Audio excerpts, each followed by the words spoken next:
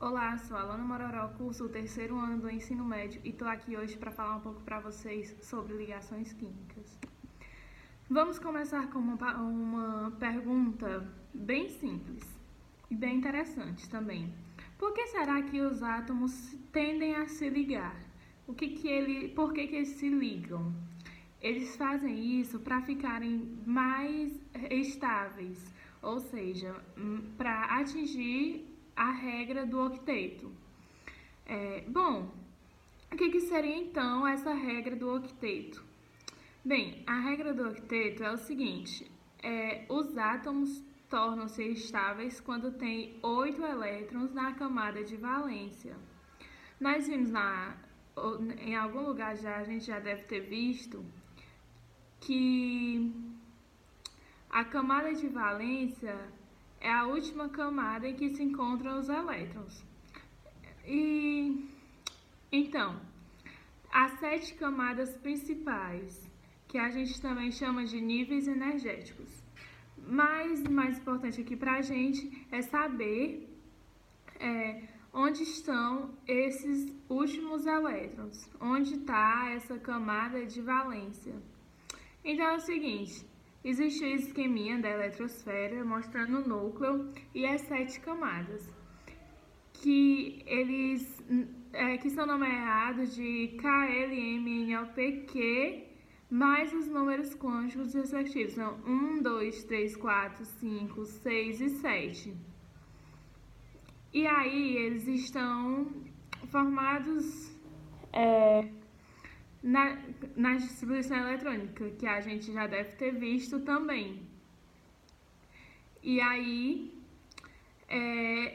é o seguinte, o que importa que realmente cai no Enem, nos vestibular, da distribuição eletrônica, não cai muito. O que importa é a gente saber onde está localizada a camada de valência, porque é a camada de valência que interessa na hora de montar uma ligação química. Mas vamos falar um pouquinho então sobre a tabela periódica. Sabe por quê? Porque a gente também precisa da tabela periódica. O número do grupo a que o átomo pertence, ele indica quantos elétrons ele tem na última camada. Então, a tabela periódica, ela já te dá ali, fácil, de bandeja, quantos elétrons ele vai ter na última camada e qual a camada de valência daquele determinado átomo. Então, por exemplo, os átomos que pertencem a um grupo do 2A significa que tem 2 elétrons na última camada. 2A, que é 2 elétrons. Então, vamos só ver, a gente pode ver, se vocês tiverem uma tabela periódica aí, a gente pode ver que a gente tem o grupo 1A, que significa que ele tem 1 elétron na sua camada de valência, e grupo 2A, que significa que ele tem 2 elétrons, e aí a gente vai lá para o finalzinho, onde a gente vê que os grupos mais importantes é o grupo 1A, o grupo 2A, 4A, 5A, 6A, 7A e 8, porque na verdade eles são referências que são os gases nobres. Mas eles pouco fazem reação, eles são muito estáveis, porque eles já têm 8 elétrons na última camada. Tanto que eles são da família 8A. Então significa justamente que eles têm 8 elétrons na última camada. Há quem dirá a regra do octeto, que estão ali lindos e belos e não precisa fazer ligação nenhuma para se manterem estáveis, para garantir essa estabilidade. Então, por exemplo, na família 7A significa que ele tem 7 elétrons na última camada. E aí, o que a gente vê? Que a importância do átomo se ligar é dele garantir a sua estabilidade. E ele garante a sua estabilidade por meio da regra do octeto. Ou seja, conseguindo alcançar 8 elétrons na camada de valência. Mas olha só, é só a gente pensar. A química até que não é tão difícil, a gente complica um pouco.